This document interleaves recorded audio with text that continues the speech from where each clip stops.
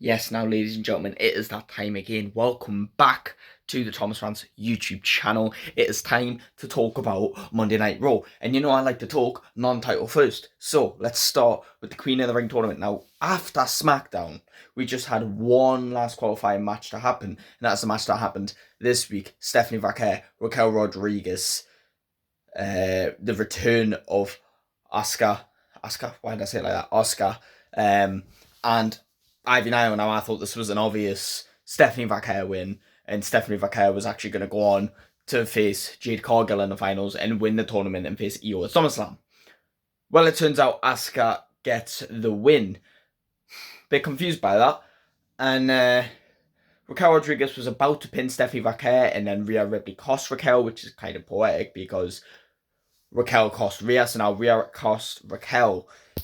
We've had Liv have a bit of a beef thing with Nikki Bella. Raquel have a bit of a beef thing with Rhea. Just saying. But, you know, I'll get into Judgment Day later. Right? So, Asuka actually gets the win, pinning Raquel Rodriguez. I thought she'd come back and just be a member of Damage Control like Kairi Sane and Io. And continue the friendship. Not really the faction, because Bayley ain't a part of it anymore. Dakota Kai's not a part of the company. But they remain the friendship. No, it looks like they want Asuka on top. So we have Asuka and Alexa Bliss on SmackDown, which I think Asuka will probably win. And then Jade Cargill, Roxanne Perez next week on Raw, which I believe probably Jade Cargill. Which tells me Jade Cargill's probably winning the whole tournament. And we're going to get Jade Tiffany at SummerSlam. I won't complain about that either. I feel like that was going to happen anyway. But I thought, what the hell? I thought they were bringing Stephanie Vaquer up to the main roster because they already want to put a rocket up her arse. And you know, just like they've done at Jey Uso.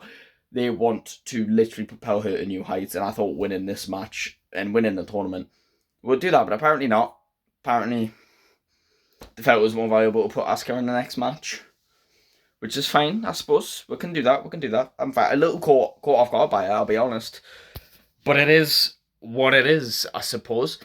Then we had the men's one, which was actually closing the show, and after SmackDown, we knew Randy was facing Sammy in the semis, and Cody was facing the winner of this match in the semis. Now, obviously, there was a mystery spot, which we all wanted to be Karrion Kross or someone cool.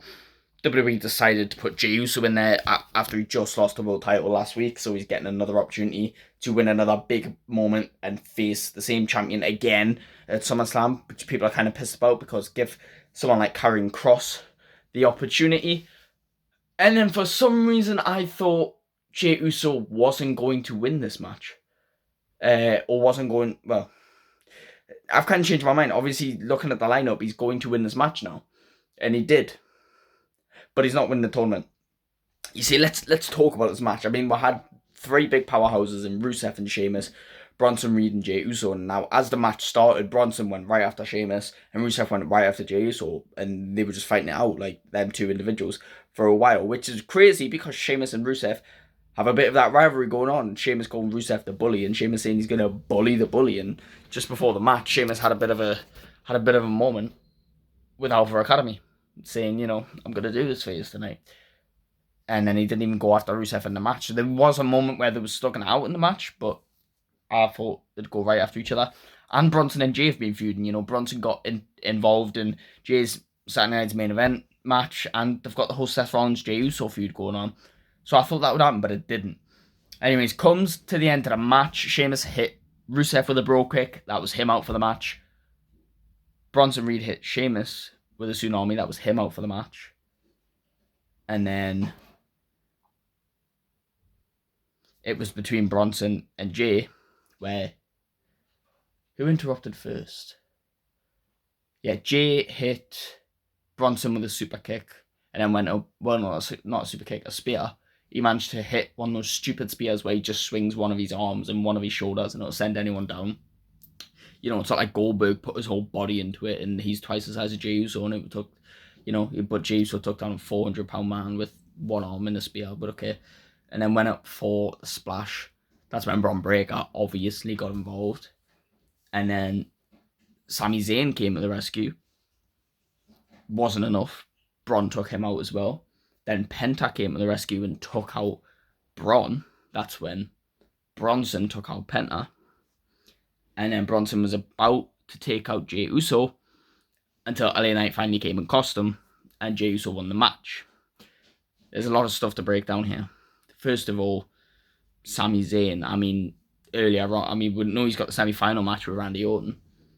But earlier on, he had a bit of a moment with Karrion Kross, where Karrion's been bothering him, telling him, he tries to be this good guy, and it does nothing, and he's calling him psychotic or insane because he's just doing the same stuff and expecting different results. And that's when Sami said, you're a coward because you go around talking to everyone, but you never have a match. And it's because you can't back anything up that you say. So we're finally actually probably going to get Karrion Kross versus Sami Zayn, which I think we're getting next week. Oh no, he said as soon as I'm done with King of the Ring, so God knows how long it could be, because Sami could win and then go on to face the world champion. But we know somewhere down the line we're getting Karrion in the ring, which is good, because when he comes on screen, everyone cheers, because everyone wants Karrion Kross. The man knows how to tell a story. He's a great character. So Karrion Kross, Sami Zayn's happening. But I also find it interesting because Sami Zayn went out there in this big, complicated rivalry to help out Jey Uso, distract himself from his main focus, which is Randy Orton, which is the same point Gunther alluded to with Jey Uso, where he says you've got your eggs in too many baskets. You're focused on Jey, you're focused on Braun, you're focused on Bronson, you're focused on Logan Paul, you're focused on John Cena. I'm going to come in and take that title. Karrion Kross knows Sami is focused on Seth, Braun, Bronson, helping Jey, backing CM Punk, backing Cody Rhodes, that he's not worried about the old Viper tricks that the Viper Randy Orton is used to, and he knows Sami will lose that opportunity, and Sami's going to lose to Karrion Kross, and this is Karrion's thought process, is that Sami's too distracted and it's going to cost him everything. So it was interesting to see him out there tonight, because it's making Karrion's point more valid, What I was surprised by was seeing Penta come out and save. Now, when I try to think about it in my head, obviously he was in a qualifying match with Braun Breaker last week, which ended, both men lost. But then I think about it, he was in a Money in the Bank ladder match, which meant Braun and Bronson cost them, which is the same reason why LA Knight is feuding with them. And the night before that, he was also attacked. So that's why LA Knight and Penta got involved, and Penta took out Braun and LA Knight took out Bronson. Obviously, I can see the transition WWE were trying to make with bringing LA Knight to Monday Night Raw, to get him some more stardom. I think he's done most things he can on SmackDown. It's time to move to Monday Night Raw, and I agree. I think he'll suit Monday Night Raw 100%. But after everything, and Jey Uso finally got the win, that's when Seth Rollins came out, almost as if he was going to attack Jey because he's sick. Because last week Braun didn't get the win and Sami did, which Seth's rival, and this week Bronson didn't get the win and Jey did. That's when Cody Rhodes came out. No one saw that coming. Cody Rhodes came out to protect Jey Uso and had a bit of a stare down with Seth, because we know now everyone's involved, When it comes to Seth's faction, we have Jey Uso, who lost his world title because of that faction. We have CM Punk, who hates Seth Rollins. We've got Sami Zayn, who now hates Seth Rollins. We've got Cody Rhodes, who's had a massive rivalry with Seth Rollins, then a big friendship last year, now a massive rivalry. We have LA Knight, who got cost by Money in the Bank. We have Penta, who got cost by Money in the Bank. And eventually, when he comes back, we're going to have Roman Reigns, who got dealt with at the hands of Seth and his faction. So I'm liking the different avenues the story goes in. Oh, and we've got Gunther as well, but that's the story for later. And I'll be honest, when Cody had this stare-off with Seth, I don't know why I had this feeling that Cody was about to turn on Jey Uso. In my head, it made sense. The way they were staring down, the way they were friendly last year put an end to Roman Reigns. Cody Rhodes has lost his title, and he's going to win that title again. He's going to be the main star again. WWE might want a little character change.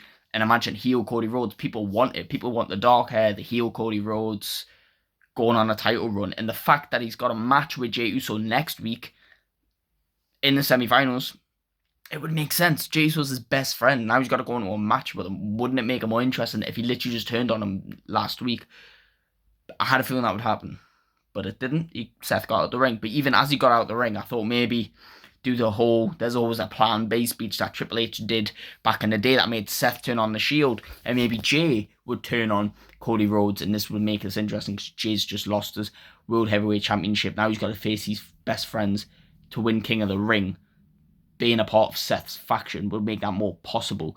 That means, Bronson, Seth won Money in the Bank. Bronson and Braun couldn't win King of the Ring. But if Jay was a part of the faction, Jay could win King of the Ring. Jay could win the World Heavyweight title and bring it to the faction.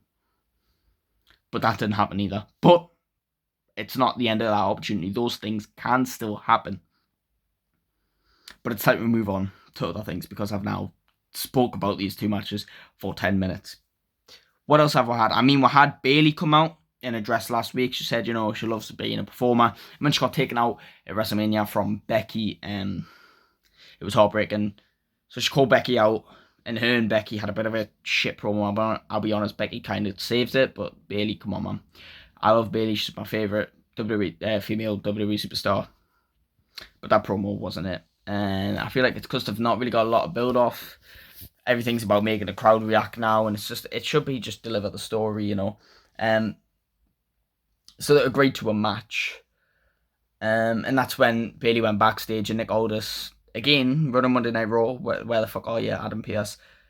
Nick Aldis said Bayley will face Becky next week for the Women's Intercontinental title, which I'm kind of surprised because I thought would get Bayley Becky at a PLE and then Bayley Becky Lyra at a PLE, and those 2 PLEs would be Evolution, and SummerSlam would have them either way around, but apparently not. So Becky has to defend the title next week against Bayley. That's when Bayley walks into Lyra Valkyria. She goes, look, nothing personal, I'm just doing what's best for me. And Lyra said, that's cool. If you win that title, I'll do what's best for me too. So they're still friendly, but obviously competition is competition. Now, last week I was like, why the fuck? Yeah, well, a couple weeks ago I was like, why the fuck's AJ Styles getting pinned? I thought he was chasing the Intercontinental title. Well, he still is, and we're still on it. He had a match with JD McDonough where, Finn and JD were a bit like, Dom, why have you put JD up for this match? I thought you said we were going to go after the World Tag Team titles. And Dom was like, well, look, AJ's coming after me title. I just need someone to back us. Next week you can go after the titles, I promise. And they're like, all right, fair. Because Finn, he's playing mind games with the Judgment Day now. He's trying to take control. He's manipulating everybody. And he's loving it, right? So he went, okay, no bother. I'll be out there. And then Dom said, actually, Finn, you lost to AJ. I don't think you should be out there. And Finn said that, all right then, Dom. You go out there. So Finn's finding ways to take control. This is great because everyone thought Judgment Day were going to turn on Finn and Finn was going to leave the Judgment Day. No, I think it's going somewhere else, which I'll get to in a second. So JD has the match with AJ. AJ gets the win. In quite a cool fashion, flexes to Dom Mysterio, and then Dom tries to get in the ring. In the ring. AJ gets the better of him, goes to hit him with a phenomenal forearm. Finn Balor to the save. So we have Finn Balor saving the Judgment Day's arse. Finn Balor's actually doing something now. He's proven he's pulling his weight in the Judgment Day, should I say. But AJ still walks off with the title. I mean, they try to corner him in the ring and he still gets away with the title. He goes and respectfully hands the title back to Nick Aldis and doesn't run off with it for weeks. That's when Nick Aldis confirms that at Night of Champions, which is next Saturday, not this one coming up, next Saturday, we have AJ Styles versus Dominic Mysterio for the Intercontinental Championship, which is great. So far at Night of Champions, we've got Queen in the Ring final, King in the Ring final, AJ Dom, Cena Punk. Do I think AJ's win that title? Fuck no. Which is a shame because AJ should have that title. But Dom also should. And Dom is obviously going to have a longer run than that. He's not going to lose in his 3rd title defense. So I didn't mind the story. We've had no build for the men's world titles, as you can imagine. We have had a little, the last few weeks we've been seeing little backstage sneak peeks of Grayson Waller and Austin Theory arguing, and Grayson Waller talking to the New Day. Well, today we had Grayson Waller stood next to the New Day and Austin Theory arguing with them. That was the only little glimpse we got. Let's talk about the women's tag team champions, Liv and Raquel Rodriguez, though, because last week Liv beat up Nikki Bella, and she came out tonight and said, it's time you all put respect on my name because, I dominated last year, women's world champion, broke records as WWE women's tag team champion, which she has, to be fair. And she wants another rematch for the women's world title because she never got one. And that's when Io Sky came out and, insulted her a bit, and she said she's disrespectful. And she said, you can have it though. You can have the title opportunity. Can't remember when they said, but she said she'd give her an opportunity for the title, and then that's when she kicked her off. And then before Raquel's match, Liv said, we're going after Kyrie and Io. Now, here's where it's interesting, right? Because Liv, she's been having problems with everyone, She wants Io Sky for the World Championship, and Kairi Sane's been causing problems for her for the last few weeks.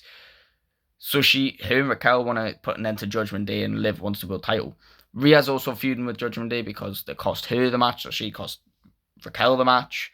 And now she's going to be feuding with Nikki Bella as well. But also things aren't going great for her on the Judgment Day. I mean, when she was supposed to have a match with Kairi Sane, and then she said, she's already having her problems with Finn and Roxanne. She's not a fan of that. And she said, Raquel, are you coming out with us? And she goes, well, I'm not cleared, because she's still nursing her injuries. And she went, screw you then, and walks out there in a hissy fit. This is when something serious and not actually supposed to happens, and literally Kairi and Liv start wrestling, and 5 seconds in, Liv dislocates her shoulder, and the match is over. I don't know if she's going to be out, if it's because of dislocation. I'm sure that can be fixed in no time. So I don't know if she'll be out of action or not, but God knows where we're going from here. We're probably, some point down the line, getting a world title match with Io Sky and Liv. We're going to probably get a tag match with Rhea and Nikki Bella. We're probably going to get a tag match with Damage Control, Who knows? They've got a lot on their plate. Liv Morgan absolutely is and has been carrying the women's title division for a while, so yeah, lots of different avenues. I mean, Liv Morgan is literally epitomizes Monday Night Raw now. Like, she is a part of everything, and there's plenty of different ways it can go down. What I'm interested in is what actually happens with the Judgment Day. Does everyone realize that Finn's being manipulative and kick him out? Do people kick out Liv because she's going all crazy? Or do they split off in two? Liv, Raquel, and Dom go on their own way, and Finn, JD, and Roxanne go on their own way. Who knows? But I'm actually interested to see what would happen with that. Now, as for now, I believe this is the last thing to talk about. The World Heavyweight Champion, Gunther. Obviously, last week he won the title. And he says, you know what? SummerSlam, Jay was a better man. Last week, I was the better man. And Jay said the same thing in a promo. He said, I beat Gunther once. I earned his respect. He beat me last week. I earned his respect. My eyes, 1-1. He's going to win King of the Ring tournament and get a rematch. Gunther's looking past that. Gunther says, whatever, Jay, if you want another title shot, I'm here, right? But he says, Seth, you have the Money in the Bank contract. That makes me number one target. But I'm going to make it an easy target for you. I'm right here. That's when Goldberg comes out. Now, the crowd were chatting Goldberg from the get-go. He was like, no, I shunned him in front of his family. It's not happening. Now, obviously, we all knew it was happening. WWE planted the seeds. It was basically confirmed that he was going to be there. And everyone... It's weird because online and when you ask anyone, no, everyone's going to be like, no, we don't want Goldberg. But then when he's in the arena, everyone's like, oh my God, it's Goldberg. So yeah, he actually got a chant, which pissed me off. But do you know what it is? If this was 2016, I'd love this match. Just Goldberg's fell off a cliff. And the way he's been booked, it's technically not his fault, but the way WWE booked him, it's just like, why when you had a horrible match against The Undertaker, a terribly bad match against The Undertaker, are you 1 year later dethroning The Fiend, who was the biggest WWE superstar at the time? Disgusting, right? But he actually cut a good promo on Gunther, and he said, congratulations for winning your title. I've been there. He actually has. He's won the world title. Originally, it was the WCW world title, which he won God knows how many times, on his big, massive undefeated streak. And he says, a couple of months ago, which it wasn't a couple of months ago, it was 8 months ago. 8 months ago, WWE started this feud.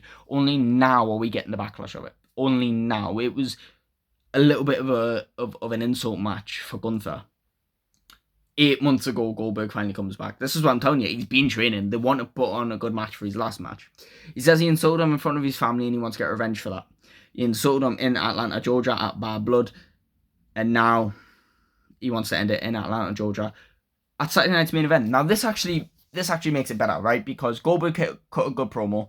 It makes sense, Goldberg's last match, cool. Put him up against someone powerful. It also, if Goldberg is portrayed as powerful, which if they manage to do that somehow, I think give him a build-up match maybe on Monday Night Raw.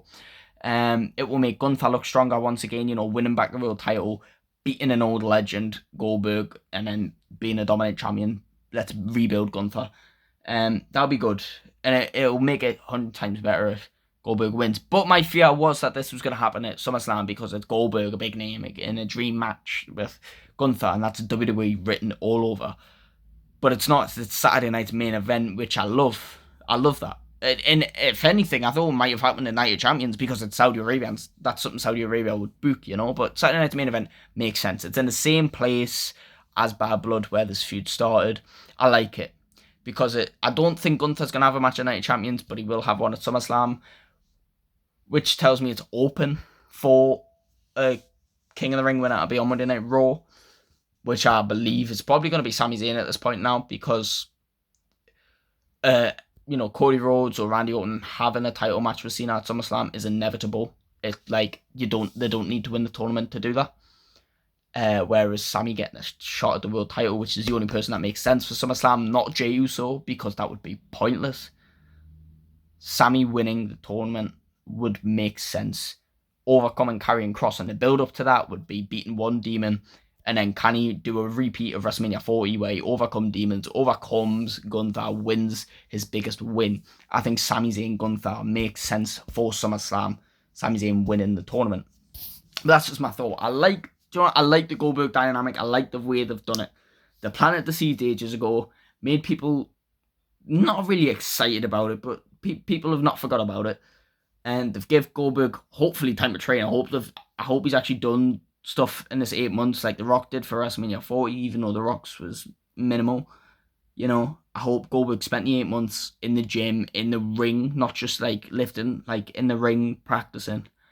And I hope the match is going to be good, but the way they're booking it is all right so far. That was a good episode of Monday Night Raw. I had a couple rants the last few weeks. This is a lot better.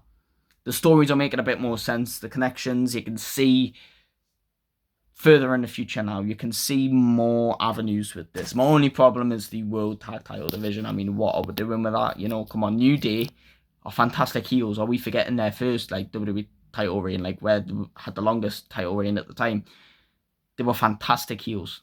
Let's keep it up, man. We've got A-Town Down Under, we've got Alpha Academy, we've got the Creed Brothers, we've got the War Raiders, we've got the LWO still, believe it or not. We have Braun Breaker and Bronson Reed. People talk about SmackDown roster being stacked. It is, but it's just being booked properly.